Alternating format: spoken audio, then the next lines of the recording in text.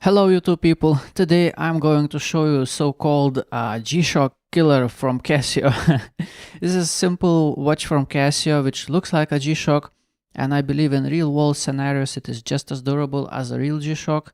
It has 100 meters of water resistance and 10-year battery life. So is this watch going to kill any G-Shocks? I'm sorry, no.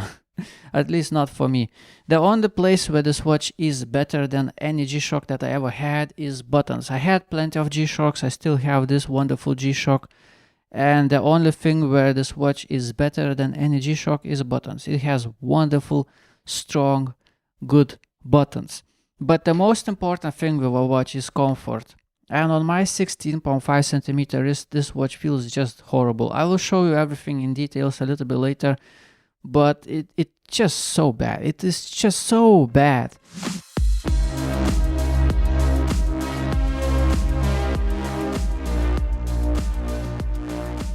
At the tightness, how I would normally wear this watch, look how it sits on my wrist. It's because of those edges on the side of the straps. It makes this watch sit sideways on my wrist. It wants to hover over my wrist because of those edges, and it always sits like that, sideways. And look at the tightness. I can rotate this watch around, and what happens if I tighten this watch more just by one step, just one step, and that's it. This watch is choking my wrist. Those sides are digging into my skin, and it still sits sideways. Look, that looks so awkward. I don't enjoy having this watch on my wrist at all. I cannot have it for longer than 5 minutes. It's just not enjoyable. But you know, I can only speak about myself. My wrist right there is just 16.5 centimeters, and it is very bony, not much meat. So if you have bigger wrists, if you have a lot more meat, you might be fine. I don't know, I can only speak about myself. So read the comments. I believe that somebody who has bigger wrists and have this watch, they will tell you how this watch actually feels like. But for me, 5 minutes and that's it. I have to take it off. It's just too annoying.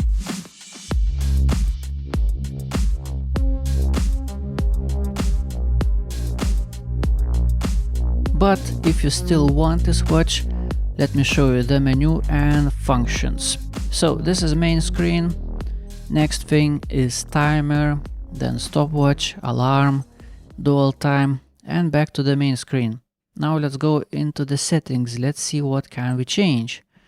Seconds, hours, minutes, 12 or 24-hour format, year, month, date, and that's it. What happens if I shortly press this button? Nothing. This button, nothing. This button, nothing. If I long press this button, nothing. Or how about this? Nothing. This one is light button. It's easy to press, very nice button. Doesn't have replay, feels good quality. It turns on the backlight.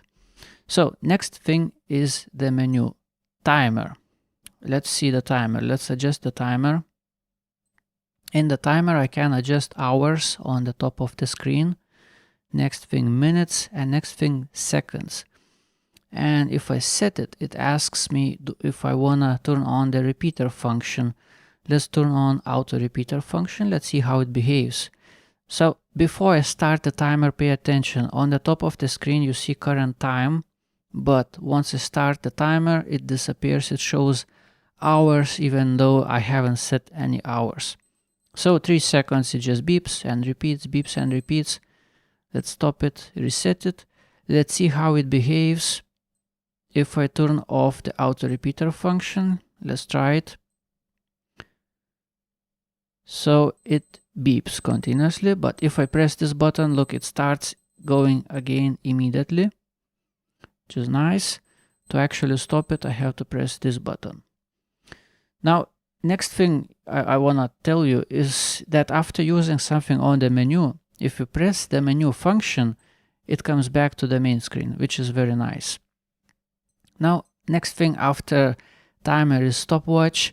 Also, before I start the stopwatch, on the top of the screen I see current time, but once I start the stopwatch, it disappears It counts split seconds, seconds, minutes, and hours on the top. So it also has split time. Of course it has. So let's stop it, reset it, and goes back to the main screen. Next thing after stopwatch is alarm. As far as I understand, it has only one alarm. This button does turn on alarm or hourly charm, as you can see from the icons on the screen. Let's set the alarm. Let's see how it functions. Also goes one way and another way. That's it, very simple. And while adjusting something in the menu, I can also use light button, which is very nice. Okay, next thing is dual time zone.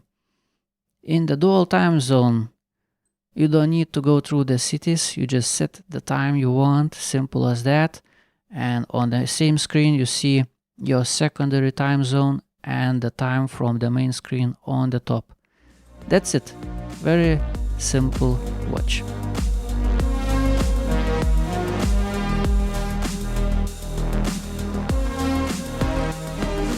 Let's take a better look at the watch itself. This watch has resin glass according to Casio website, which I don't know what that means, but I believe that means acrylic crystal, probably. Bezel is brushed metal bezel, which looks beautiful, as you can see. Very nice bezel, very nice. Buttons, very good, very good. Hard to press, but they feel tough, they feel good quality buttons. Very nice light button, easy to press, also no free play, good quality. Case back, just a simple case back, nothing unusual here. So as the watch itself is actually pretty good. The letdown is actually the strap. And if I compare the strap to the G-Shock, strap on G-Shock feels like rubber. This feels like nice rubber. But on this watch, it's somewhere in between plastic and rubber. It definitely feels more plastic than on a G-Shock. So next thing, buckle. Just a plastic buckle, but it has tight fitment. It's fine, you know, for the price point, it's fine.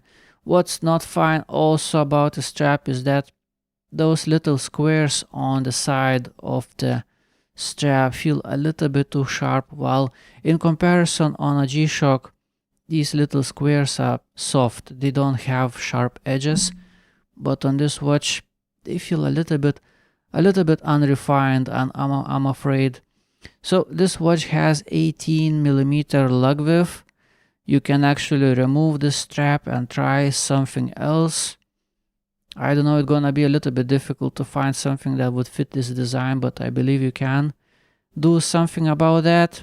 You know, it goes like 18mm and then a little bit extra on the sides, as you can see. So yeah, it's doable thing, possible. And another thing, yeah, so the biggest problem for me is that those edges on the strap, they're very deep, they're very big in comparison to G-Shock. Yeah, G-Shock has two little grooves and this one has one big chunky thing on the strap, which makes this watch unwearable for me personally.